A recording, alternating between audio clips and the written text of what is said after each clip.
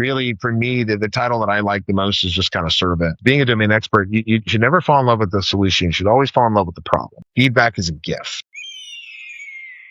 Hey, and welcome back to another episode. What does a tobacco farmer who signed a revolutionary oath in 1775 have in common with the CEO navigating AI disruption in 2026? Well, probably more than you would think. Today's guest is a leader whose family's service spans nearly 250 years of American conflict, from the North Carolina militia captain at the dawn of the Revolution through Vicksburg, then on to the Tet Offensive, and even most recently, combat missions over Baghdad. Andy Moye is a former U.S. Naval Flight Officer who flew 2 combat deployments in the global war on terrorism. He went on to become a CEO and board member in biotechnology and AI-driven precision medicine, including leading Page, a Memorial Sloan Kettering spinout, and senior roles at Tempest AI.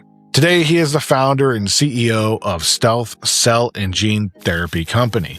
With a PhD in health economics and a foreword by General Stanley McChrystal, Andy distills 2.5 centuries of hard-won lessons into his book, From Bunker Hill to the Boardroom. His message is clear. The fundamentals of leadership have never changed. Purpose, adaptive intelligence, and empowering teams are still relevant today, just like they were 250 years ago. So Andy, welcome to the show. Tim, how are you? Thanks so much for the opportunity. I'm doing great. I'm glad we're able to make this conversation happen. So if you don't mind, we all just heard your incredible intro and bio, but in your own words, why don't you tell us a little bit more about yourself? Sure.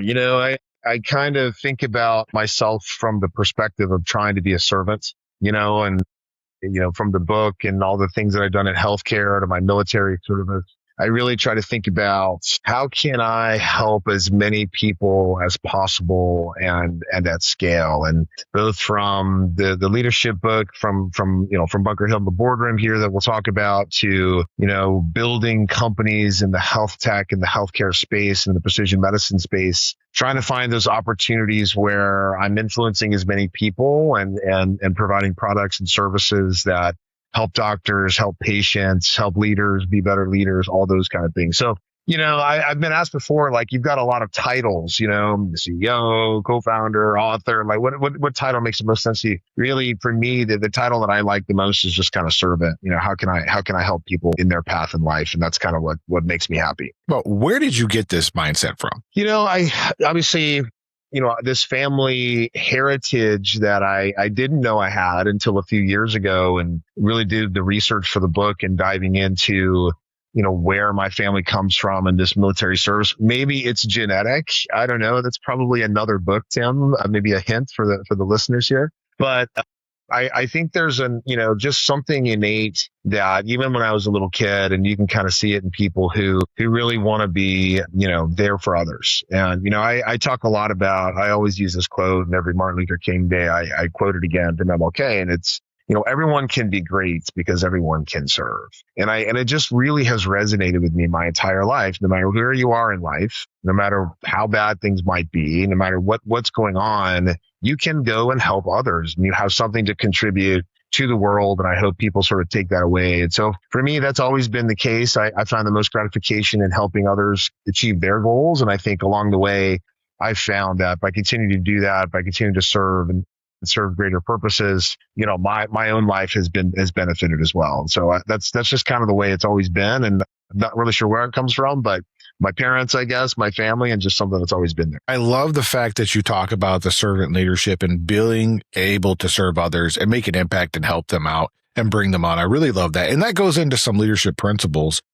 So we're just kind of dive right into it. You talk about purpose over vision. Right. Let's just talk about that real quick. How do you define that, and how did you come up with it? Yeah. So maybe take a step back, with the book. It's kind of an interesting story because, I track and do a lot of research to find, my family members who all go all the way back to the Revolutionary War and the 1700s in North Carolina. And, these men and women too, who put their lives on the line for freedom, essentially to be able to govern themselves, and all the way down to the Civil War. And then my dad was in the Vietnam War. And of course I served in Iraq in the Navy in the early 2000s, late 1990s. But, The idea around some of these pillars for leadership kind of came, are there stories and lessons that we can look at every single era that's quite different? It's very different from Revolutionary War, even to the Civil War, the Vietnam era to now. And are there still leadership lessons that resonate for current leaders, for people, even if you're a frontline manager at a Walmart, or even if you're, the frontline manager in a pharmaceutical company, if you're the CEO of a, 50,000 person company, I think all the way through there. And the idea around purpose, it's getting a lot of more traction in sort of management circles these days. There's been other books written about it. But, in the 1990s and 2000s of the Jack Welch era, the idea was as a leader, you had to set the vision.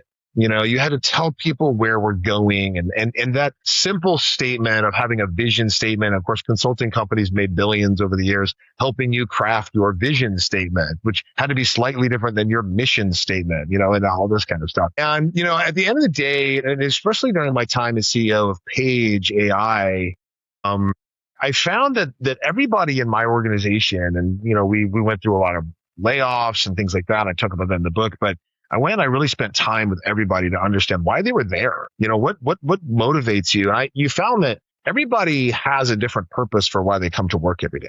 And I think it's as leaders, that's what drives it. I think the best leaders are the ones who can tie the company's purpose. Why does the company exist? What are the things that we're trying to do for society, for humanity, whatever?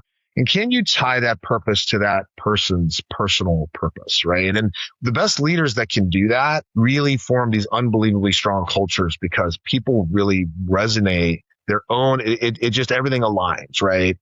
And the vision doesn't necessarily get people motivated, but when you find that their purpose, when I can say to somebody, you might have a salesperson, it's like, look, my only purpose in life is to make a lot of money. Well, great. Here's how I'm going to align your purpose in life to helping cancer patients and helping doctors and selling more products to those hospital health systems because they need it. And those two things align, and that salesperson can be very aligned. But I think on the flip side of that, as leaders, it's important to find those people whose their purpose is never going to align, Yes. and those people tend to be toxic in your organization, and they tend to have, they're the ones causing problems along through this. So identifying those kind of people too are super important. So we just really find and tell the story from a lot of different, eras that this idea of purpose is way more important than vision. And that's kind of where that came from. Because you hear a lot about vision. You got to let people know where you're going. And you alluded to that. Yeah. But I do want to get back into a little bit deeper about the purpose. And you talked about how to align those two.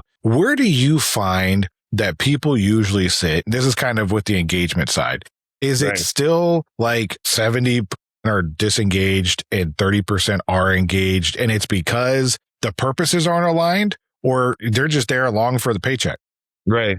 Well, it's a great question, right? And again, when you're, I've been part of some large organizations when you have tens of thousands, if not 100,000 employees. And of course, they send out every year the engagement survey and where your engagement, and then Gallup reports on engagement.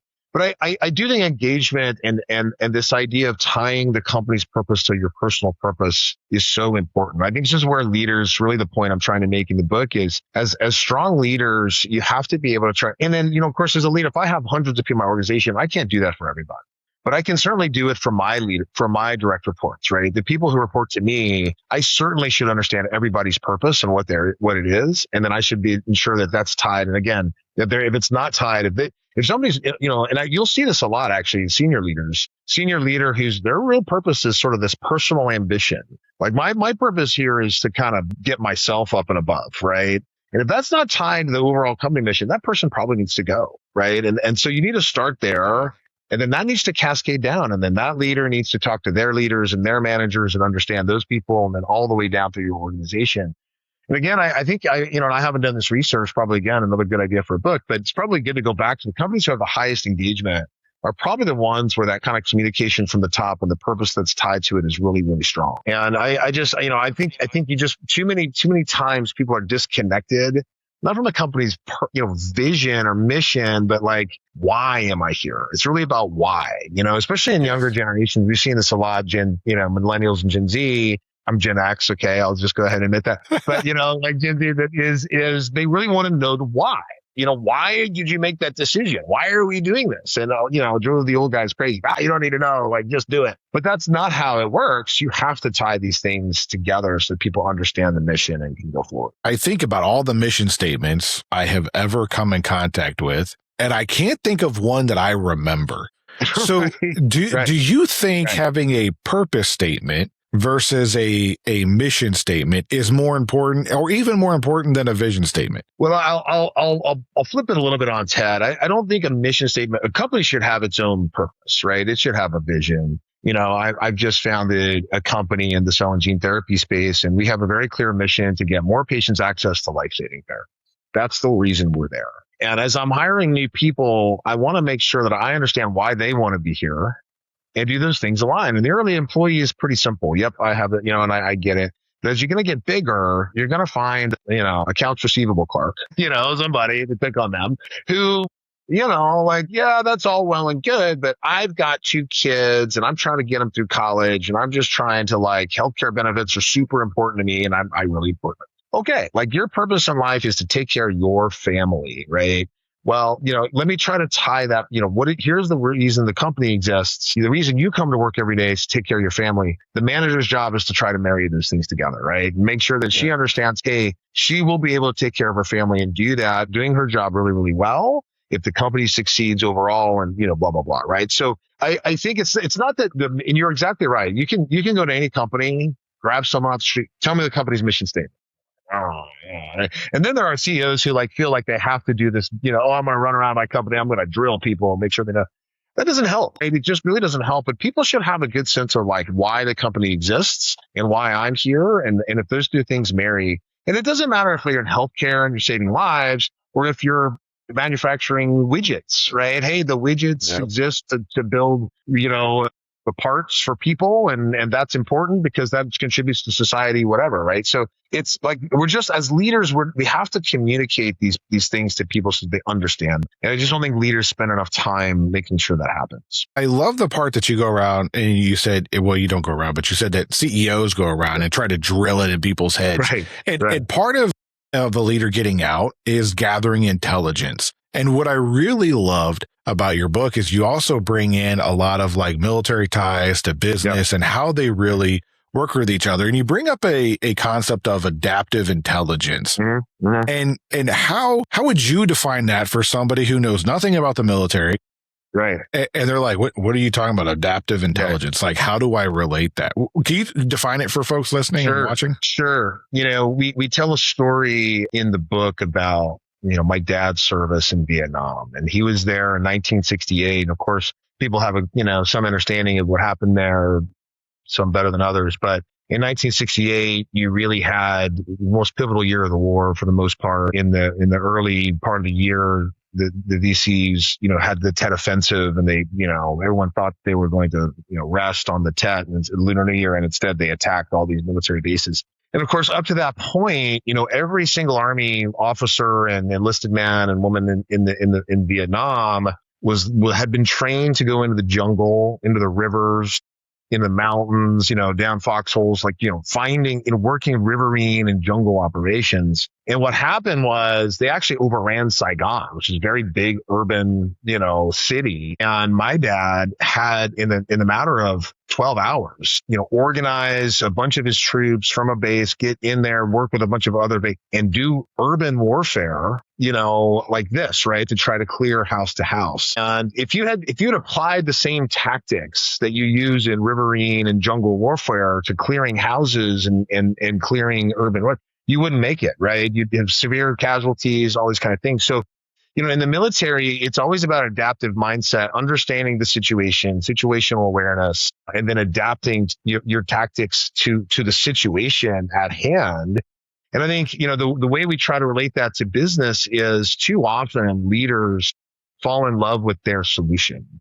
The classic example of this, I can't remember we talked about this, but the classic example of this is Kodak, who loved their film in their cameras, even though they invented the digital camera, which people don't know. And then when the digital camera came around, it was it. That was the end of Kodak. People forget Kodak was a Fortune 100 company. This was a giant company that completely went under. And so leaders, whether you're a small company, a big company, or whatever, it should always be about understanding the current problem and adapting your solutions to the problem. We have this saying too, being a domain expert, you should never fall in love with the solution. You should always fall in love with the problem. What is the issue that you're trying to solve? And then adapt your thinking to that. I think it's something we don't actually talk about enough for leaders. I think the best leaders are the ones who have this ability to be adaptive. I mean, Steve Jobs was this way, right? He was complete. He saw the future of music. People forget about this. Like you could not get, there was Napster, of course, right? I'm maybe not dating myself again, but there was Napster where you could steal music, digital music. But he said, I'm going to bring the big record companies together. We're going to offer music for $1 for a song on this thing called iTunes. What? What are you talking about? But it was completely disruptive to the space, but he saw that you had to adapt to the time. And so he didn't fall in love with this solution. He fell in love with this problem of how do we get music to the masses and how do we go move forward in that. So I think it's really interesting.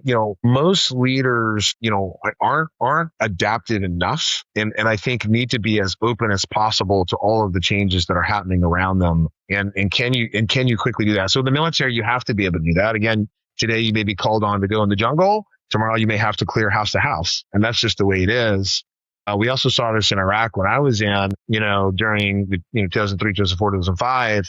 The Army and the Marine Corps guys were really getting burned out and they were pulling, Navy and Air Force officers out of the cockpits and sending them to, manned roadblocks in Iraq. So, it's really something that has to happen in the military because you have to get the mission done. In the civilian side, I just hope people sort of take that lesson away. Think more about being adaptive and falling in love with the problem than the solution. Do you have like a recent example other than the ones that you have just shared where maybe in the healthcare space that people fell in love with the solution and not the problem? Yeah. It's, COVID was a great example of this. Of course, Fauci's going through the thing that he's going through right now, but it's in the early, days of that, the respirator, the ventilator was going to be the solution, and business sort of found, we got to get as many ventilators out there. And, of course, later in studies, and of course, it's easy to call them on it on hindsight, the ventilator was not the answer, right? And there's actually exacerbating the problem for COVID, like even early COVID. And so, in healthcare, particular healthcare companies, your solution, one of the things we learned at Page, for example, was we had a solution that was a way of training AI algorithms for pathology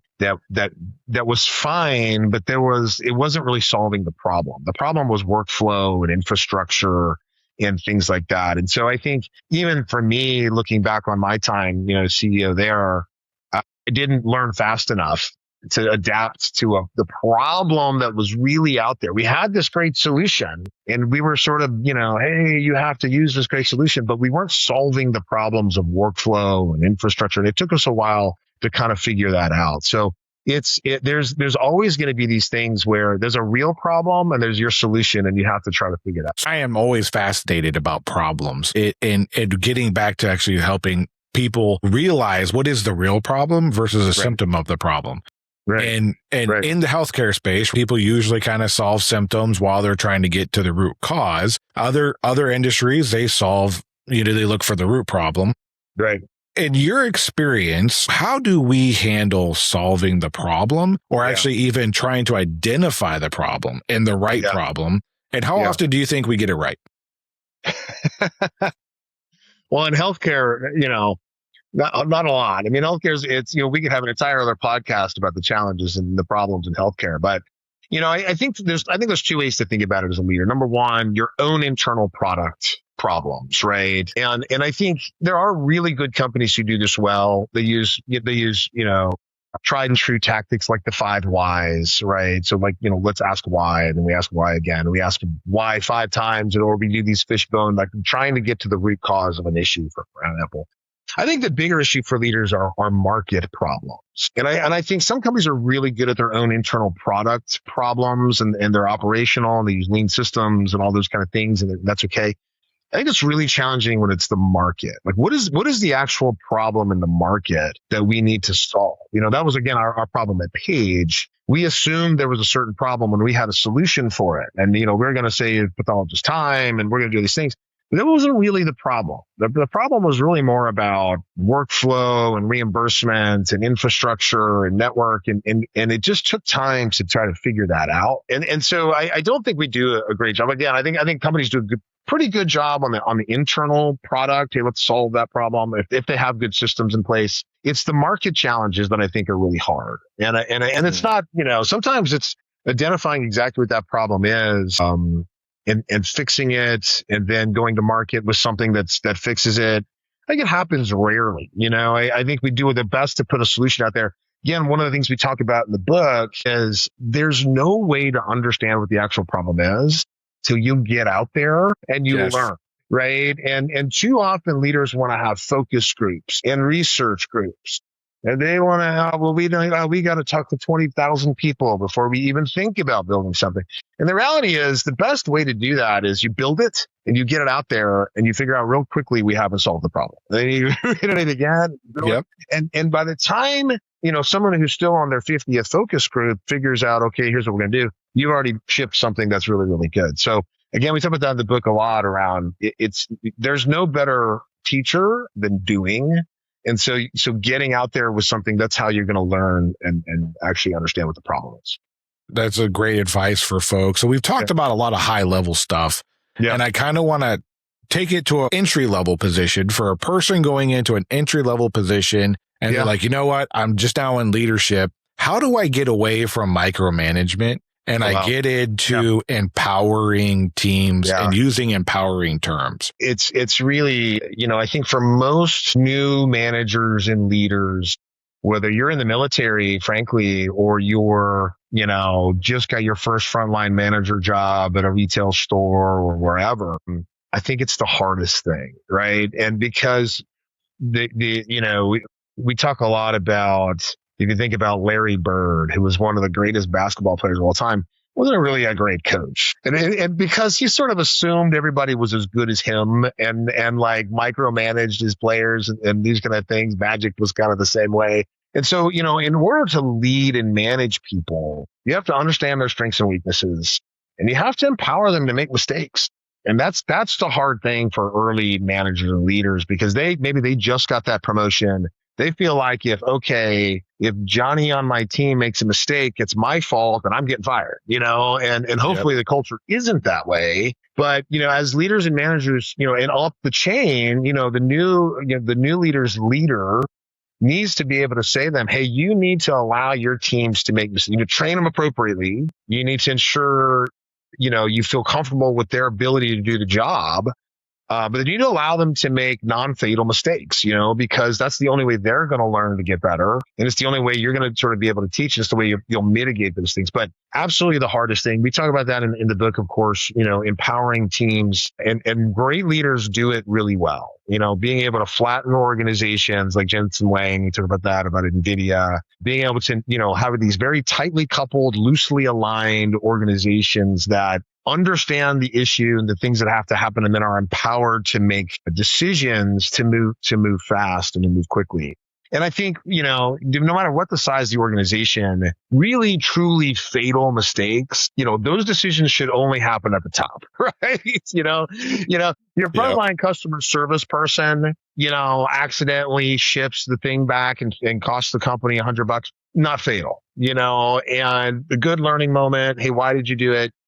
But the fatal decision should only land in the CEO or the C-suite's, sort of purview. I think I'll say one more thing about empowered teams. And this is really an interesting concept, and we sort of learned it through the military and everything else, is that as leaders, we should be evaluating our team's judgment, not the outcome. Because the outcome of a thing is, someone's going to make a decision, but there's like a lot of factors that go into the final outcome, right, of whatever that is. Maybe the customer service person decides to do something good for a person. That person still is an awful human being and writes a terrible review on Google review, whatever. So the outcome was not great. But if you look and you evaluate what this person's intent and judgment was, like, hey, you did all the right things. right? Just because the outcome wasn't right. So I think too often as leaders, we tie whatever the decision that was made to the final outcome. And that's not right. That's not always the case. The final outcome of an event is a decision plus a lot of external factors that are completely out of your control. And that's how the outcome is. So I would, if I have one really big piece of advice, I tell my leaders all the time, evaluate your people's judgment and decision-making ability, not the final outcome of what happened. It's too hard to understand. You've mentioned a lot in that segment. I just want to unpack a couple of things and tease it out. Sure. So you talked about flattening organizations. I hear this all the time. Let's flatten the organization, make it easier. And sometimes when we flatten organizations, we give too many people one direct report, right? And so I've talked to folks that had 300 people that directly reported to them. And I was like, wow, how do you manage that? So in your opinion, where do you think the best sweet spot is for flattening an organization for maximum empowerment of teams? It's a great question, right? Jensen Wang, 60 direct report. I hear Jensen Wang. Yeah.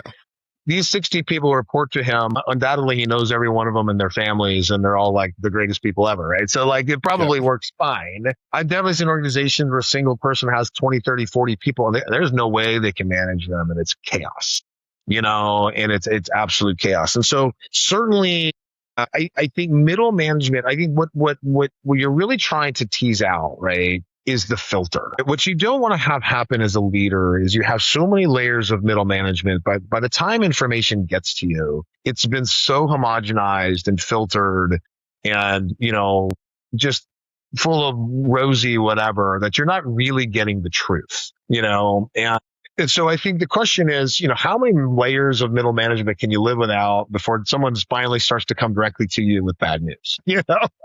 So that might be the benchmark, right? I want to hear directly that's with bad news. And of course, you also have to have a culture where you don't blame anyone. You can't shoot the messenger. You can't have a shoot the messenger culture either. That you can't have that.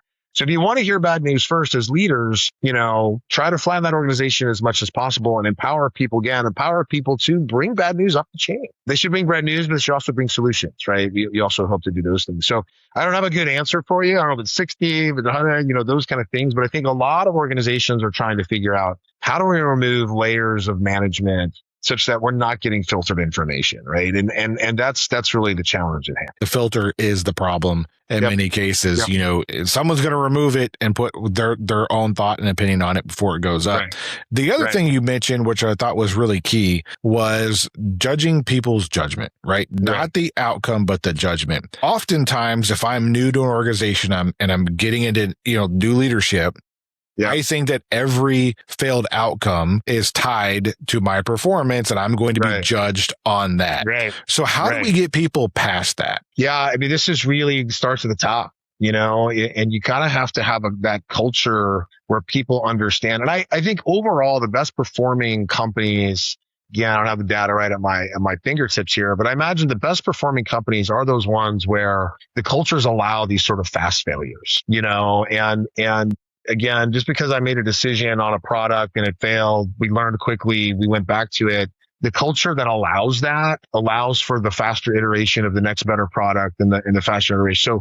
So you're 100% correct. I think there are definitely organizations where leaders feel like every decision that I make or that my teams make, if it doesn't result in what we want, we lose the bid. Right now, if you lose the big proposal, but 5 people touched that proposal and all looked at it and all thought it was great, that's fine. That's still a decision you guys all made together. The outcome wasn't what you wanted, but a lot of external factors. That's an opportunity to take that thing back and do that postmortem. We also talk about this in the book, after action reviews, something from the military. We do debriefs on the flight. You have to do those things, right? And it's okay to say, well, why did we decide to price it this way, right? And let's go back through it. Well, at the time, this was the information we had.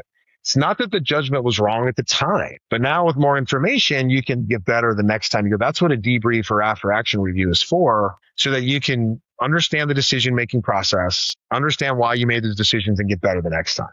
So you never, especially in the military, when we flew, you never ever said to hey, why did you do that? Or why didn't you make that call? You say, tell me what your thinking was when it happened. And so that they can sort of talk you through their thought process and say, okay, that's really good thought process. Or, hey, did you think about this, think about that?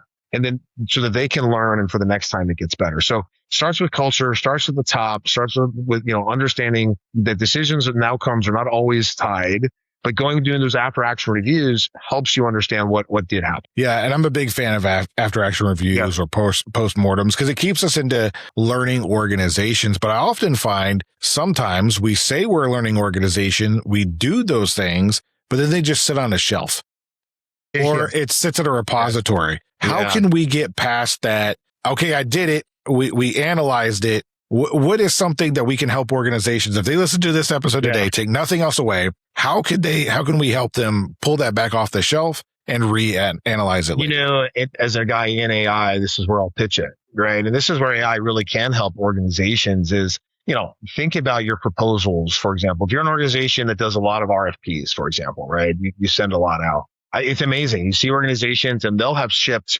hundreds of proposals and not looked at one of the ones and not understand which ones resonated, which ones didn't, and to your point, they'll go sit on shelves, right? And so now with AI, what you can do is you can train an AI LLM to look at every single proposal, understand which ones resonated, which ones won the deal, which ones didn't, any other information about it. And every new proposal, you should be running through that AI. Say, hey, review my proposal. Look at all the 500 proposals we've done in the past that have won or lost. Tell me where I'm weak, where I'm strong. And that's where AI really can help those things. You certainly should have the human element of those, a meeting, a 10-minute postmortem to talk about, after action or a debrief in the airplane, for example, was 10 minutes. We went, hey, what happened? And you go through it and you learn quickly and hopefully you just remember those things. But as organizations, those repositories of knowledge should now live, and hopefully there's an agent that can help you, just pull that information so you're getting better. This is when you can absolutely scale up your organization now with AI's help. And it's not about them writing your proposal. It's about, hey, I've reviewed thousands of pieces of content. I remember what was good and what was bad, and I'm going to help you with yours. And I'm glad that you brought that in there, that AI feature, so that way people have a tool to look at and help them reevaluate it and make it practical. So my last question is there anything that I didn't ask you or we didn't talk about that you're like, you know what? I really wish you would ask me this one thing. Well, I really wish you'd asked me sort of about what I sort of learned from the whole process, right? And in writing a book, you learn, especially this was a really personal book too, because it's family history. And I want people to realize this is a leadership book. So yes, you'll learn a bit about my family, but hopefully these are characters that you can that'll resonate, with you. But for me, I learned a lot about my own leadership style. And it's actually funny, as I build a new company here, one of my newest employees, I had said something in a call and he pulled the book off the shelf and he went to page, 65 or something that said, that's not what you said here. This isn't the way you operated, right? So he kind of held me accountable, which I really appreciated, and said, no, you're right. You're absolutely right. I've got to sort of walk the walk. And so I think we as leaders need to always be held accountable. I learned that through the whole process of writing this book, putting my thoughts down on paper around what are the leadership principles I've learned over the course of 30 years of leading people. And I need to make sure that I'm still, walking that walk every day. So that's the one thing I think I really learned a lot about my own leadership style, and gosh, a lot about my family, but about how I should be leading, new companies and new people going forward. It's an amazing journey that you have. And especially when you learn about yourself in the process. But kudos to that guy that actually kind of called you out a little bit on that. That's pretty awesome. And it's also humbling too. So how did that make you feel when he did that? Like initially, because I've had it happen to me a couple times, but I was just curious, how did that make you feel? Well, I was first super happy you read the book. I'm like, oh, you read the book. That's great. And then it was like, hey, what you called me, out. But no, I was thankful. And I think, again, this is also something we didn't talk much about it in the book, but every veteran, CEO now that I deal with, and I work with a lot of veteran CEOs and entrepreneurs and stuff, you always have to view feedback as a gift, and I think too often, again, going back to your fictitious brand new leader and manager, that person has to take feedback as a gift, right? Whether it's from his or her employees or his or her boss, right? And because, the only way we get better, it's like being coachable as an athlete, right? The only way we get better is by being coached, and you never know everything. And so I actually have, it was only a half a second annoyance. And then it was like, this is great feedback as a gift. Thank you for that. You're absolutely right. I need to, get right here. And so, yeah, it was good. It was good. I was glad to see it. The cultures and the companies that I want to build, everyone should have that. They should have, I want feedback. I want to hear it, and it should be something positive. I'm glad you went there. I figured you would, but I'm glad you went there with that route. And so besides going to the show notes, how can people get a hold of you, get a hold of your book? Sure. Easiest way is andymoye.com. Find me on the website, get all the information about the book there, From Bunker Hill to the Boardroom. You also find it anywhere books are sold. We're on Kindle, we're on Amazon, we're on Barnes & Noble, we're on Target, any of those kind of things. We're also, the audiobook is on Spotify, so find it on Spotify audiobooks. If you're already a Spotify premium member, you should be able to get access to that, to the book, and start listening to it. So for everyone watching and listening to this, you can also go to the show notes. You'll be able to find them there as well. We'll make sure we include that for you. So everyone watching, listening, thank you for stopping by and watching this. And Andy, I really appreciate you being here and have this conversation. Thank you so much. Tim, it was a pleasure. Thanks so much.